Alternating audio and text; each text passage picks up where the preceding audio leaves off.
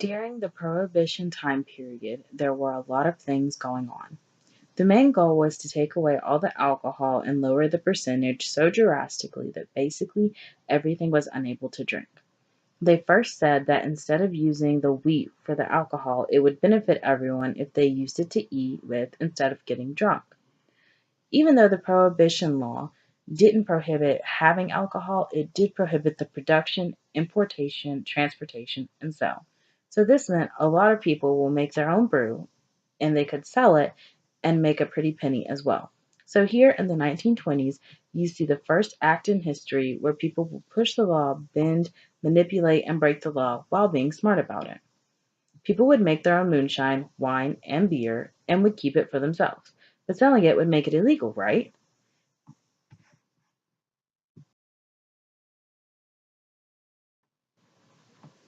Right.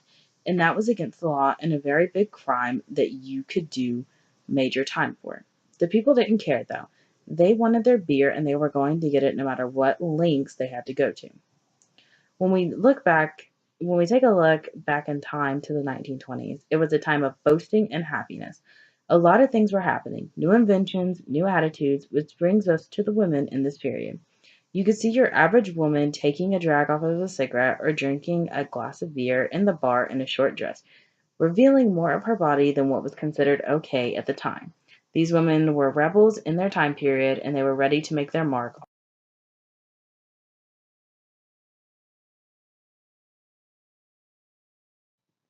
These women, along with men of course, would make their way to a hole in the wall building called a speakeasy.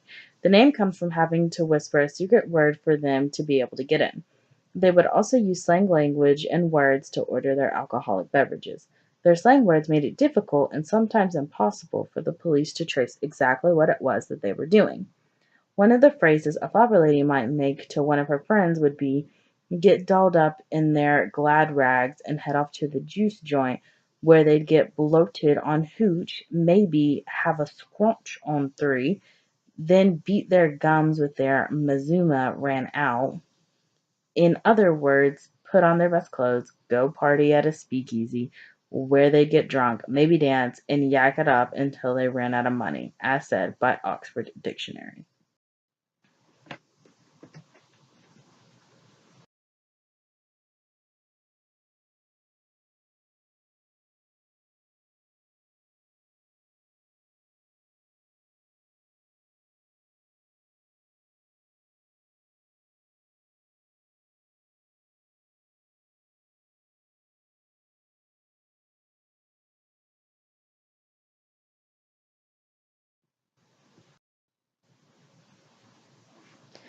Even though the Prohibition Act was supposed to help, in the long run, it just taught everyone how to disobey the law. Make do with what they have and be smart and sneaking around and not getting caught. Believe it or not, the people in the 1920s really set the crime in place for even us in today's time period. They carried guns and knives and weren't afraid to live the dangerous lifestyle. They were all addicted to the thrill of doing something they weren't supposed to, and the adrenaline kept them going all night long. So, did the Prohibition Act of 1920 really help anything at all? Or did it just set the wheels of motion for the lives we're living today and the ones we will continue to live forever?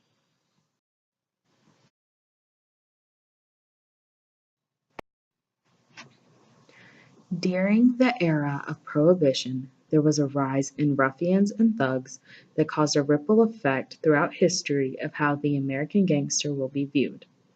Ironically, much of these mobsters weren't your run of the mill American boy at all. Regardless, it is an era in which historians see a rise of violence and crime that can be correlated with the act of prohibition itself. Due to the heavy increase of crime and backlash from the communities, alcohol prohibition was seen as a failure to many. The homicide rate increased to 10 per 100,000 population during the 1920s, a 78% increase over the pre-prohibition period. The Volstead Act, passed to enforce the 18th Amendment, had an immediate impact on crime. Before one can dive into the rise of gangsters and the havoc they wreaked upon society, it is important to look at who these people were. Most of the Prohibition gangsters were Italians or Jews. This was a period when immigration from the rural villages of Italy and the agricultural shelts of Poland and Russia was at its height. The gangsters who came from this generation were mostly brought to America as children or were born in America to newly arrived immigrants. Although this may not appear to be a very big contributing factor to the rise of gangsters during this era, it should be noted that it was not easy for immigrants coming into America at that time, and there were many plights to be faced in the land of the free. The newcomers at the turn of the 20th century found themselves stuck at the bottom of the career ladder, toiling in jobs such as ditch diggers, railroad track layers, shoemakers, barbers, and garment workers.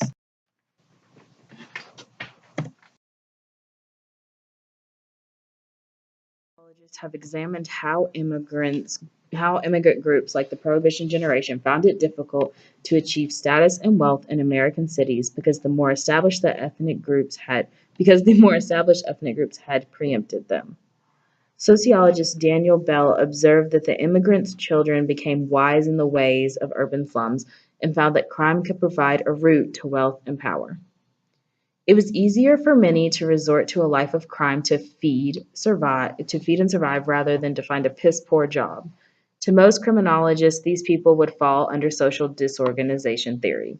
Due to the physical and social environment these people had to endure having a direct correlation to their behavior.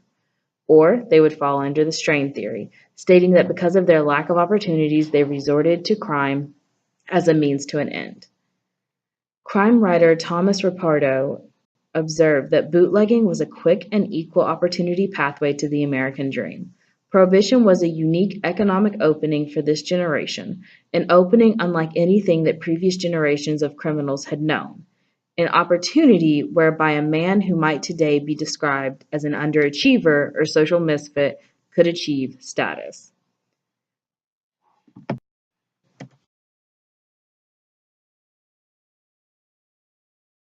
Prohibition era expanded the world of crime more than most even notice. Prohibition opened doors that organized crime had not seen in many ways. Nothing like it had been done before. An entire industry, one of the most important in the country, had been gifted by the government to gangsters. Crime prior to Prohibition and crime during and or following Prohibition are like two different worlds entirely. Before Prohibition, organized crime in America was a small stakes affair that primarily involved hurting or threatening to hurt people in one way or another through protection schemes, shakedowns, loan sharking, extortion, robbery, serving as thugs for hire, and prostitution. As it can be seen, these are certainly crimes, however, they were not on large scales or had any real order or structure to them at all. Although the activities of Prohibition generation were mercenary, illegal, and violent, and although they often sought to kill each other, the Prohibition gangsters should be recognized, but not admired, for their organizational accomplishments. They never managed to create an all-powerful nationwide syndicate that was managed by their opportunities, but they were able to build partnerships, assign territories, and negotiate treaties, however short-lived. It is strange to think of it, but these were the bad intentions that paved the road to the organized crime structures that can be seen today. Prohibition was supposed to be a movement that showed restraint and brought back family values. However, according to Thornton, they did the opposite. It was hoped that Prohibition would eliminate corrupting influences in society. Instead, Prohibition itself became a major source of corruption. Everyone from major politicians to the cop on the beat took bribes from bootleggers, moonshiners, crime bosses, and owners of speakeasies. This was a time of complete chaos in many aspects. And the reality is, a lot of this stemmed from the fact that the government had made something so commonly consumed illegal and made the mobsters easy money.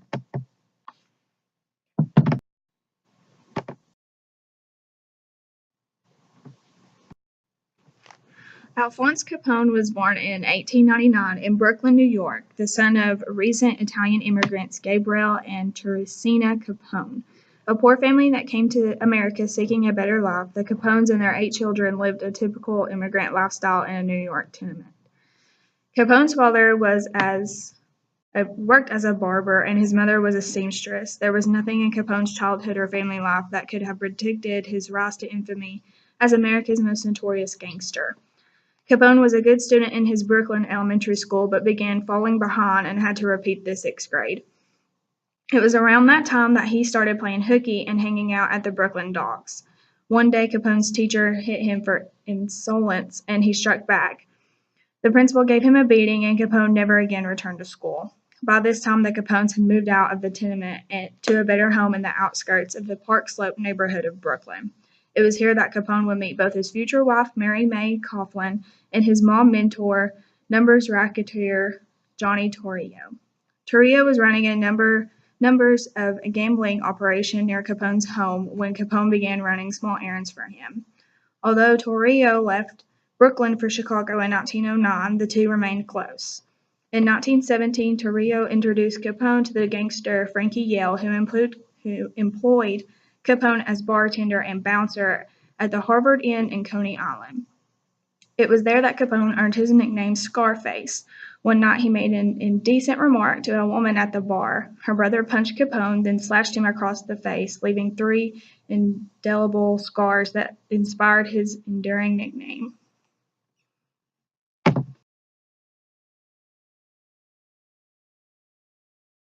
Presiding over a booming business in gambling and prostitution, but with the enactment in 1920 of the 18th Amendment prohibiting the sale and consumption of alcohol, Torrio focused on a new, more lucrative field, bootlegging. As a former petty thug and bookkeeper, Capone brought both his street smarts and his expertise with numbers to Torrio's Chicago operations. Torrio recognized Capone's skills and quickly promoted him to partner. But unlike the low-profile Torrio, Capone began to develop a reputation as a drinker and rabble-rouser. After hitting a parked taxicab while driving drunk, he was arrested for the first time. Torrio quickly used his city government connections to get him off. In 1923, when Chicago elected a reformist mayor who announced that he planned to rid the city of corruption, Torrio and Capone moved their base beyond the city limits to suburban Cicero. But a 1924 mayoral election in Cicero threatened their operations. To ensure they could continue doing business, Torrio and Capone initiated an intimidation effort on the day of the election, March 31st, 1924, to guarantee their candidate would get elected. Some voters were even shot and killed. Chicago sent in police to respond, and they brutally gunned down Capone's brother, Frank, in the street.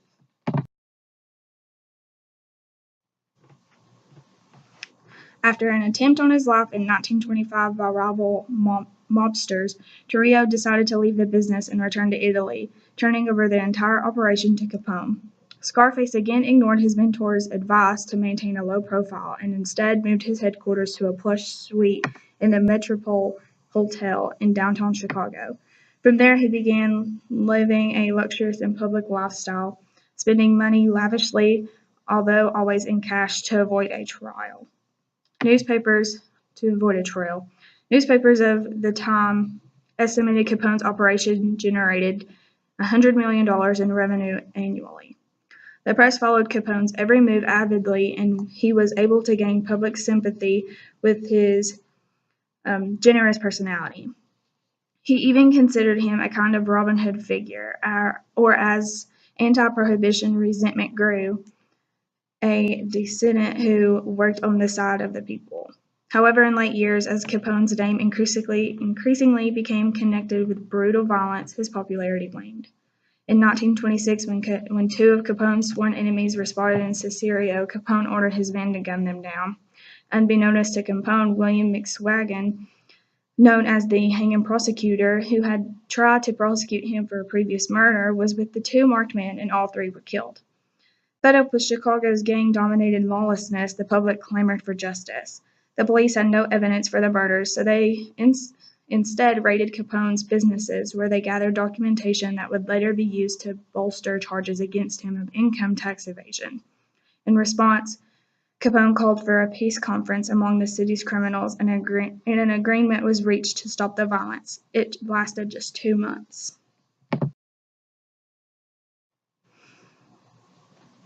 By early 1929, Capone dominated the illegal liquor trade in Chicago, but other racketeers vied for a piece of the profitable bootlegging business, and among them was Capone's longtime rival Bugs Moran. Morin had previously tried to assassinate both Torrio and Capone, and now he was after Capone's top hitman, Machine Gun Jack McGurn. Capone and McGurn decided to kill Morin. On February 14, 1929, posing as police, McGurn's gunmen assassinated 7 of Morin's men in cold blood in a north side garage. Alerted to the danger as he approached the garage, Bugs Morin escaped the slaughter. Although Capone was staying at his Miami home at the time, the public and the media immediately blamed him for the massacre. He was dubbed public enemy number 1.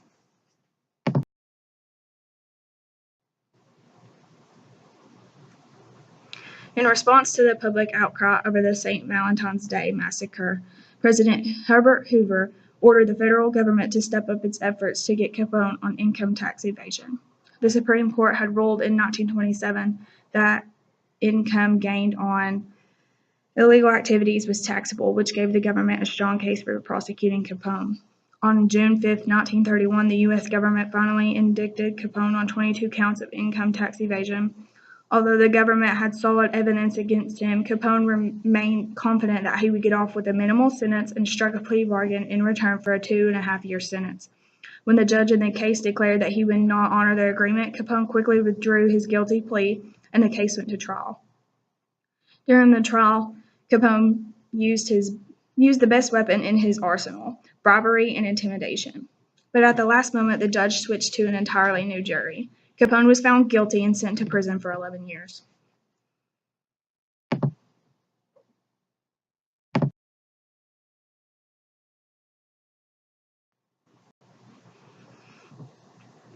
Capone spent the first 2 years of his incarceration in a federal prison in Atlanta. After he was caught bribing guards, however, Capone was sent to the notorious island prison Alcatraz in 1934. Isolated there from the outside world, he could no longer wield his still considerable influence. Moreover, he began suffering from poor health. Capone had contracted syphilis as a young man, and he now suffered from neurosyphilis, causing dementia. After serving 6.5 years, Capone was released in 1939 to a mental hospital in Baltimore, where he remained there for 3 years. His health rapidly declining, Capone lived out his last days in Miami with his wife. He died of cardiac arrest on January 25, 1947.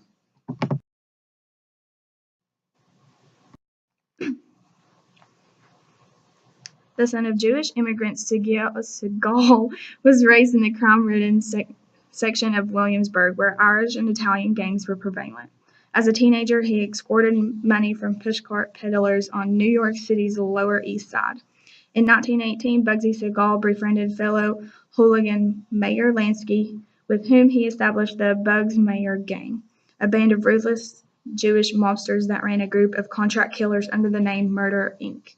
During the 1920s, Mafia kingpin Charles "Lucky" Luciano and a number of other Italian gangsters organized themselves into a national syndicate. Nicknamed Bugsy for his volatile nature, Segal became a prominent player in this newly established group of criminals. With a goal of killing off many of New York's veteran gangsters, Segal was one of 4 hitmen hired to execute Sicilian mobster Joe the Boss Masseria in 1931.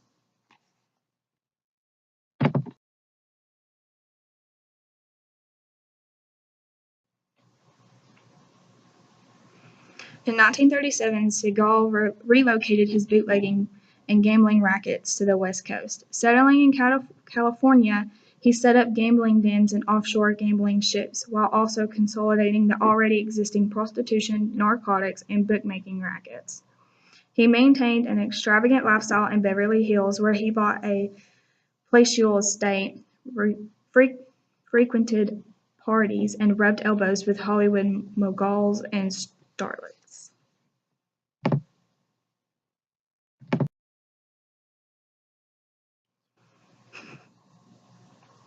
In the late 1930s, Segal began dating actress Virginia Hill. They were a striking couple, known as much for their violent natures as for their glamorous looks. In 1945, the two moved to Las Vegas, where Segal began working toward his dream of building a gambling mecca in the Nevada desert.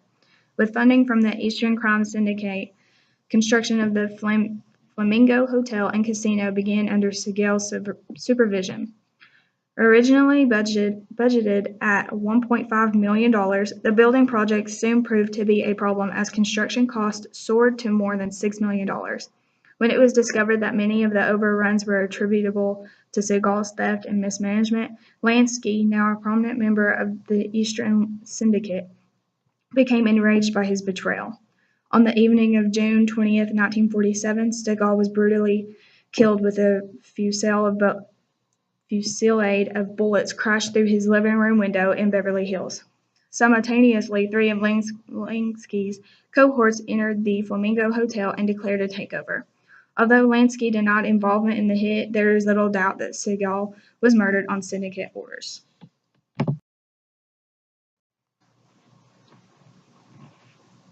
Luciano was born Salvatore Luciana in 1897 in the Sicilian sulfur mining town of Laricara Fradi. When he was 10, his family immigrated to New York, where by age 14, Luciano had racked up a record of arrests. By 1916, he was a leading member of the Five Points Gang and a friend of the rising Jewish gangster Meyer Lansky. He ran bootlegging business with Lansky and Bugsy Siegel, and by 1927, he had been appointed the top lieutenant of Guepsky Joe the Boss Masseria, head of New York's largest crime family. But Luciano chafed against Masseria, a traditional mob leader who spoke little English and harbored prejudice that got in the way of profits.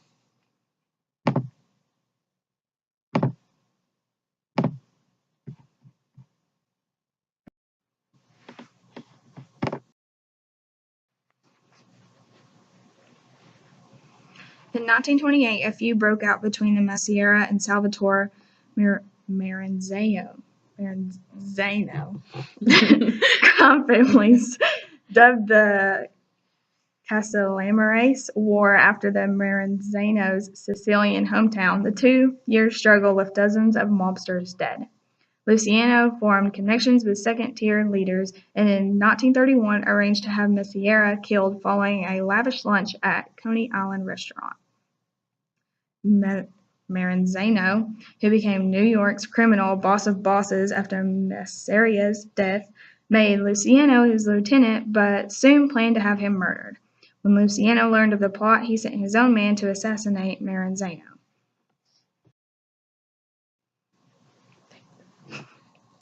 With Maranzano dead, Luciano became the top leader in the New York Mafia. He worked for a stable distribution of power between 5 newly formed families, all led by veterans of the Castellamares War.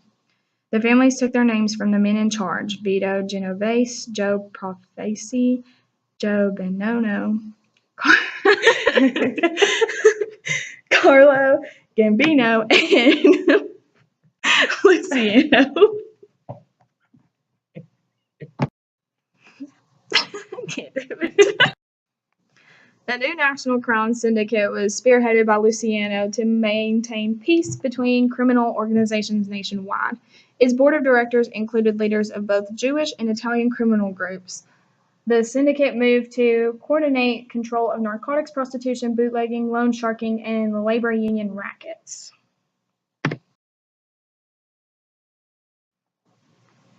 Luciano became a well-known figure in Broadway social circles. He was always smartly dressed and kept a permanent room at the Waldorf Astoria. His lifestyle caught the attention of Special Prosecutor Thomas E. Dewey, who had him arrested in 1936 for facilitating prostitution. The direct evidence against Luciano wasn't strong because prostitution was at best a side business for the family. But during the trial, Luciano was disastrously cross-examined by Dewey, who asked how he lived so well on a reported $22,500 income. His actual take was about $10 million. Luciano was convicted and sentenced to 30 to 50 years. While incarcerated, Luciano managed to run both the prison, he even had a personal chef, and much of his empire. In 1946, Dewey, by then the governor of New York, announced that Luciano would be paroled early due to his wartime services and enlisting the mobs who ran the New York docks to watch for people who engaged in sabotage. Luciano was released in 1946 and immediately deported to Sicily. He made his way to Havana and attempted to set up operations there, but the United States pressured the Cuban government to force him to return to Italy.